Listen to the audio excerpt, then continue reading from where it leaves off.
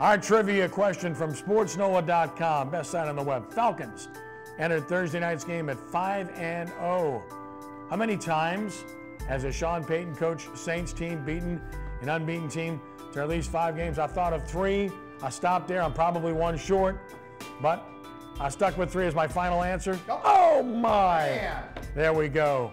We got them all. You nailed it. Yeah, we got them there. The Giants, of course, was an unbeaten showdown in 09. In 2012, Falcons came in high on the hog and left low on the pig.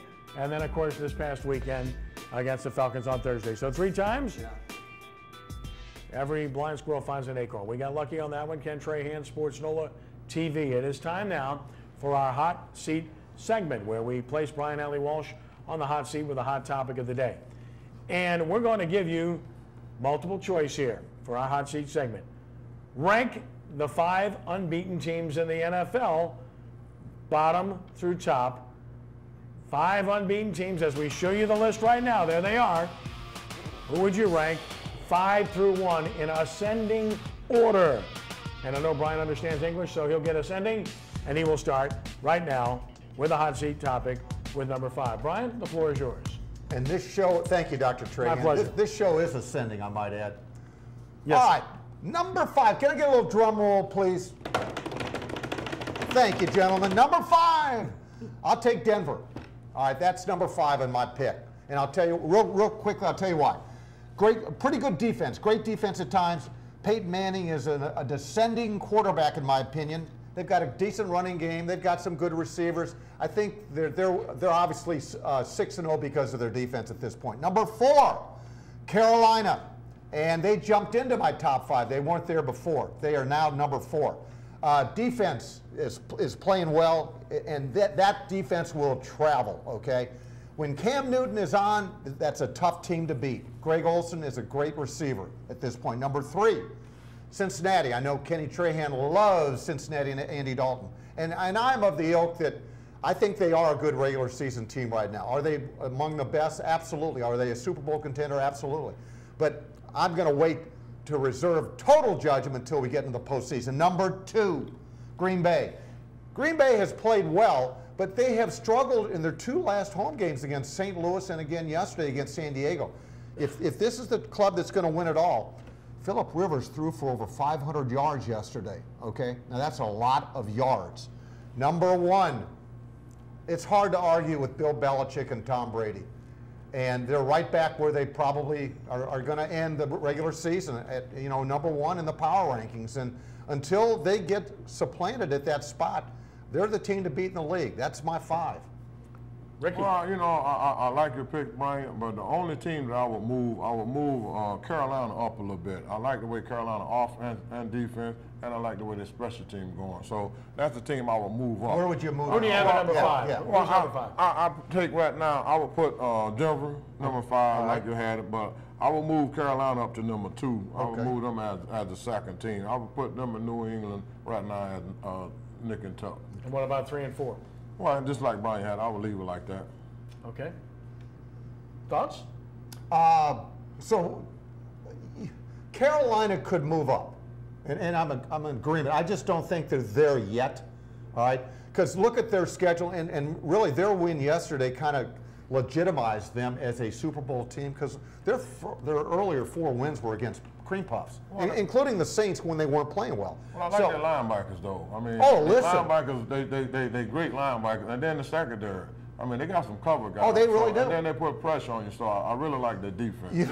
Their weak link, as we all know, in their secondary, they've got Coleman and Norman, and Roman Harper is their weak link, and he got exposed yesterday on a big play.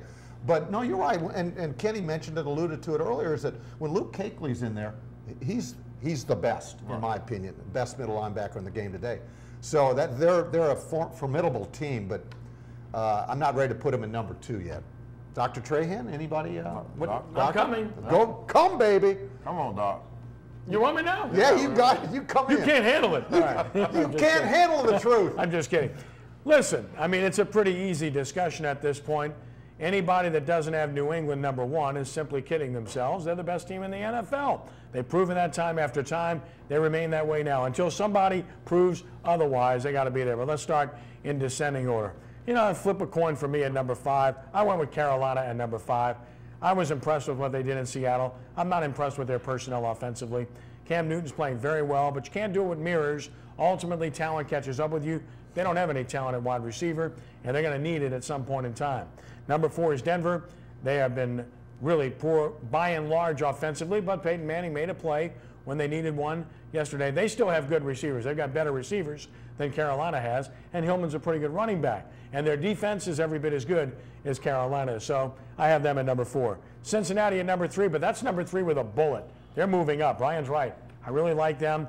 They have not proven it in the postseason. I get that. But what they're proving right now is Andy Dalton's not making mistakes. He's making plays. The running backs are good. They're interchangeable, by the way. The receivers are terrific. They've got one of the top 3 receivers in the NFL in A.J. Green, and they've got one of the top 5 tight ends, if not higher, in the NFL in Tyler Eifert. He's really good. And then their defense is outstanding. They're good enough to beat Green Bay or New England, but they have to prove it on the field. Green Bay's number 2. I agree with Brian. They showed some cracks in the defense. Phillip Rivers is very good, though, and San Diego has a good passing game. But they win. They've got good running backs that can make plays. They've got receivers that can make plays, and they've got Aaron Rodgers. So I said before the year started, I'm predicting New England and Green Bay in the Super Bowl. Nothing has changed my mind to this point in time. I would say that they are clearly the top 2 teams. But certainly, I give Cincinnati a real shot based upon what I've seen.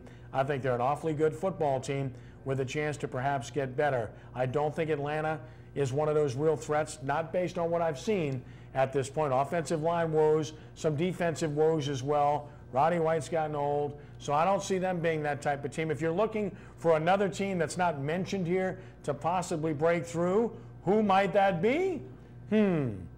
I still think Arizona's that team. If they keep Carson Palmer upright, they played bad in Pittsburgh, but they have what you need.